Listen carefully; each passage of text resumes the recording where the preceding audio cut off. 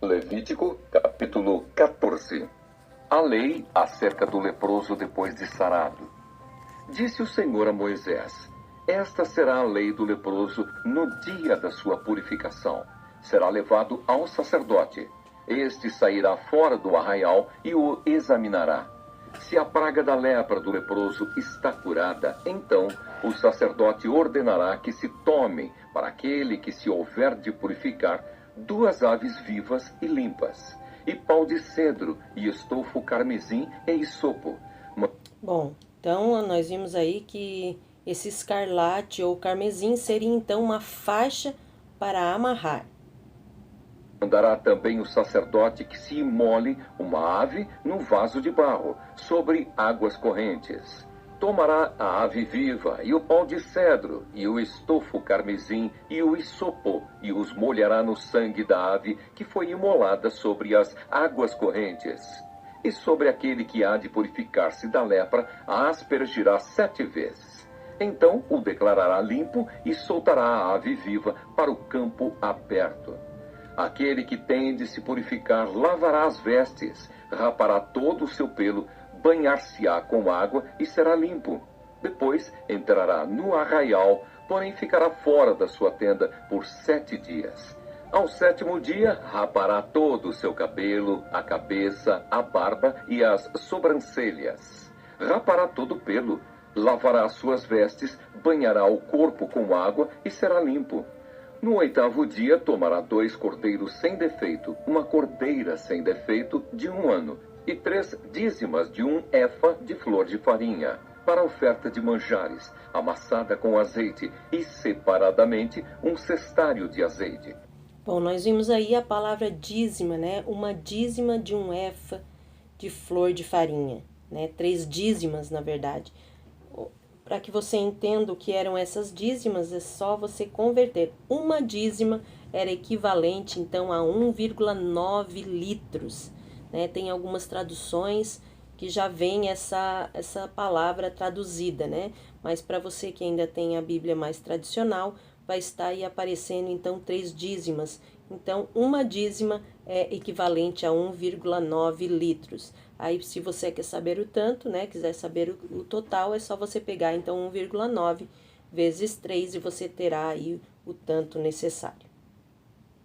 E o sacerdote que faz a purificação apresentará o homem que houver de purificar-se, e essas coisas diante do Senhor, à porta da tenda da congregação.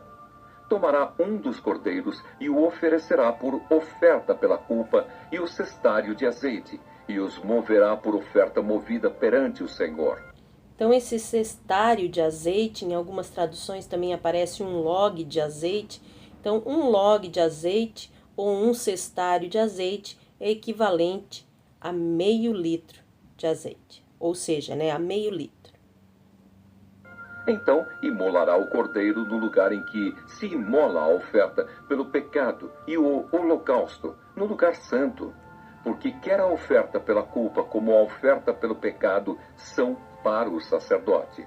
São coisas santíssimas.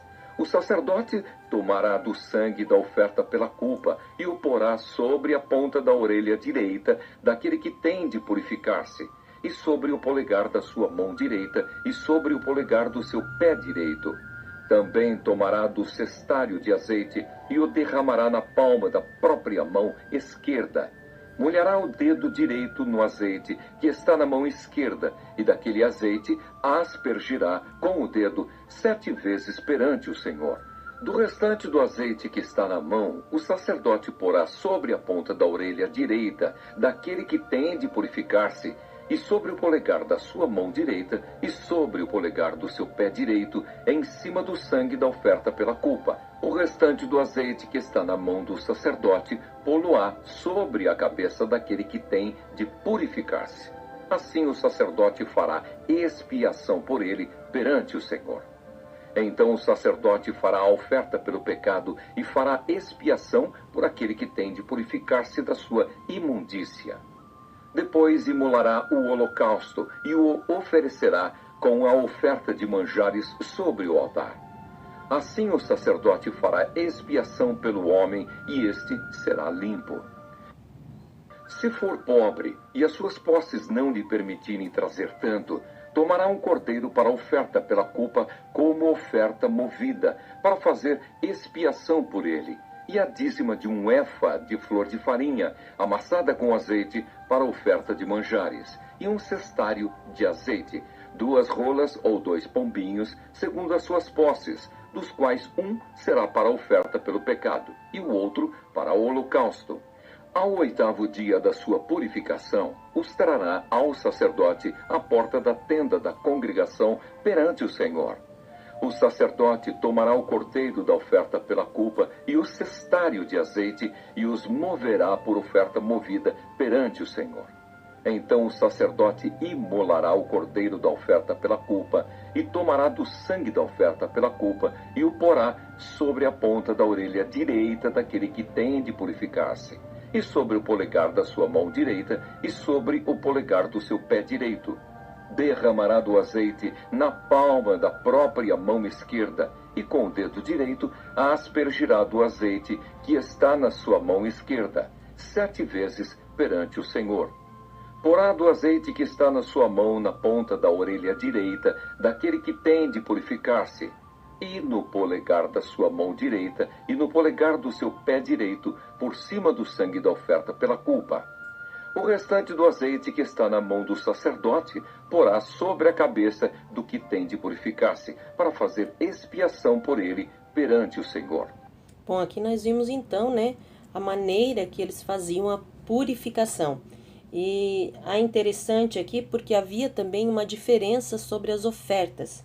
Se o leproso, né, que fosse curado e viesse para se purificar, fosse rico, então ele teria que dar 3 cordeiros, né, ou 2 rolinhas, 3 dízimas, né, 3 cordeiros, 2 rolinhas, 3 dízimas de flor de farinha e um log de azeite.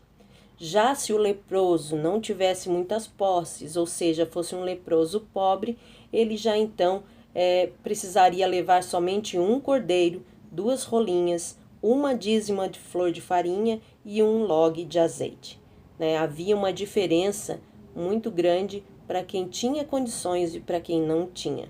Isso é muito interessante porque as pessoas faziam de acordo, né? Elas eram cobradas dela conforme as suas posses. Infelizmente, essa lei não vigora nos nossos dias, né?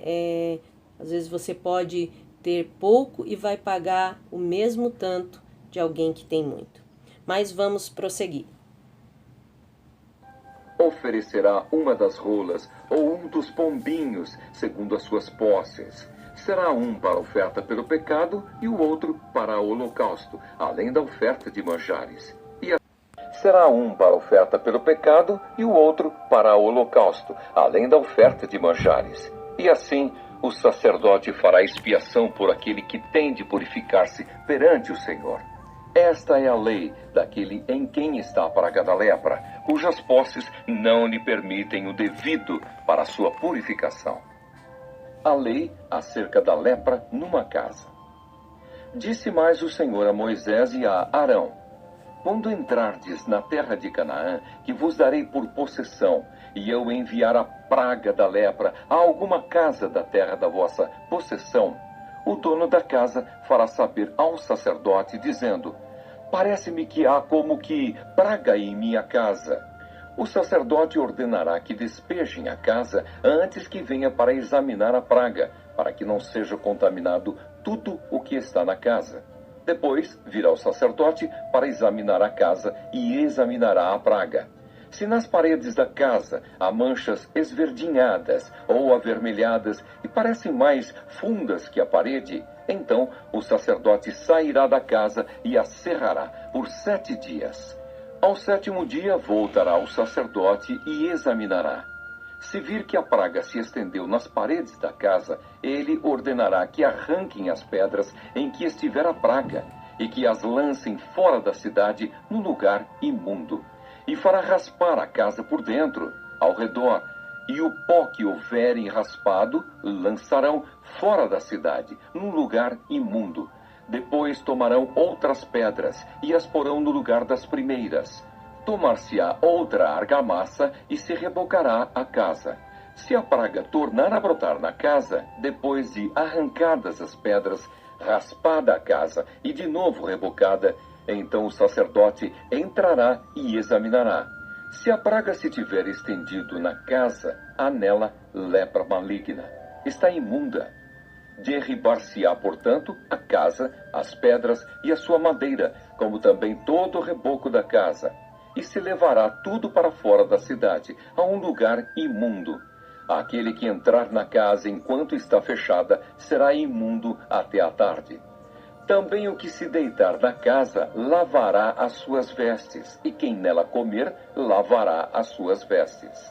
Porém, tornando o sacerdote a entrar e examinando se a praga na casa não se tiver estendido depois que a casa foi rebocada, o sacerdote a declarará limpa, porque a praga está curada. Para purificar a casa, tomará 2 aves e pau de cedro, e estofo carmesim e isopo, e molará uma ave num vaso de barro sobre águas correntes. Tomará o pau de cedro e o isopo, e o estofo carmesim e a ave viva, e os molhará no sangue da ave imolada e nas águas correntes, e aspergirá a casa 7 vezes. Assim purificará aquela casa com o sangue da ave, e com as águas correntes, e com a ave viva, e com o pau de cedro, e com o isopo, e com o estofo carmesim. Então soltará a ave viva para fora da cidade, para o campo aberto. Assim fará expiação pela casa e será limpa. Esta é a lei de toda sorte de praga de lepra e de tinha, e da lepra das vestes, e das casas, e da inchação, e da pústula, e das manchas lustrosas, para ensinar quando qualquer coisa é limpa ou imunda. Esta é a lei da lepra. Vamos encerrar este capítulo então, desejando que Deus abençoe a tua casa, a tua vida, a tua família, o teu ministério, em nome de Jesus. E fique agora com os erros.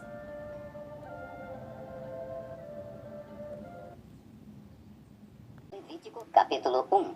Os holocaustos. Chamou o Senhor a Moisés e da tenda da congregação lhe disse: Fala aos filhos de Israel e diz-lhes. Coisa tansa.